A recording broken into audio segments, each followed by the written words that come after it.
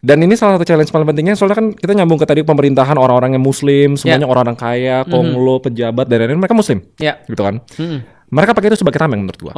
Karena for example, walaupun tadi gua akhirnya setelah sekian purnama gua sholat, gua merasa esensinya, tapi gua tetap ngerasa itu rutinitas. Kayak masih belum ngerasa connection ya. Dibanding kalau misalnya gue cuma bener-bener tidur malam, terus gue tutup mata, gue bener-bener ngomong, gue bercurhat gitu. Jadi kan itu kan sebenarnya kayak gap kan antara Islam sama Muslim, antara agamanya sama yang menjalankannya gitu loh. Kalau menurut gue, ini opini pribadi ya, lebih dari 90%, nah gue bakal di cancel, lebih dari 90% umat Muslim, apa mereka ngelakuin itu just for ritual? Artinya mereka tidak mengetahui esensi.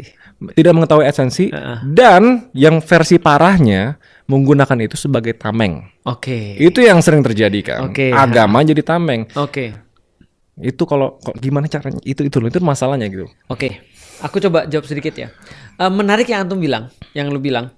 Jadi gini, dulu pas gue baru masuk Islam, bapak gue bilang gini, ngapain lu masuk Islam? Coba papi pengen tanya, kenapa kamu masuk Islam? Alasan apa?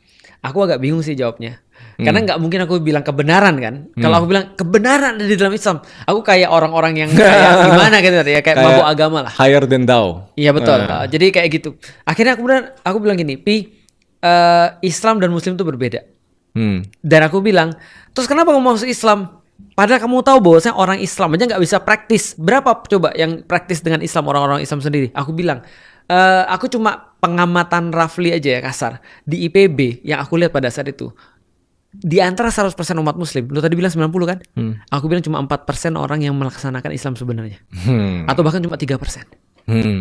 Lalu bapakku bilang, lah berarti kamu merasa lebih hebat daripada mereka tuh? Aku bilang enggak. Tapi setidaknya aku tahu bahwasanya mereka gak praktis Islam.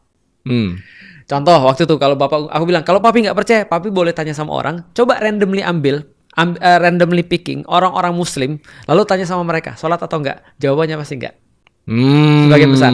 Kalau mereka sholat, ini kan sudah semakin bagus ya. Yang sholat sudah ada 30% yang sholat. Nah jadi 30 atau 40% aku lupa. Yang jelas ketika mereka sholat, tanya mereka, Al-Fatihah itu artinya apa? Aku yakin hampir 90% orang nggak bisa jawab. Nggak bisa tahu, nggak bisa jelasin apa arti Al-Fatihah. Artinya, tapi apal aja. Nah, apalagi elaborasinya. Nah itu dia. Artinya banyak di antara kita fake.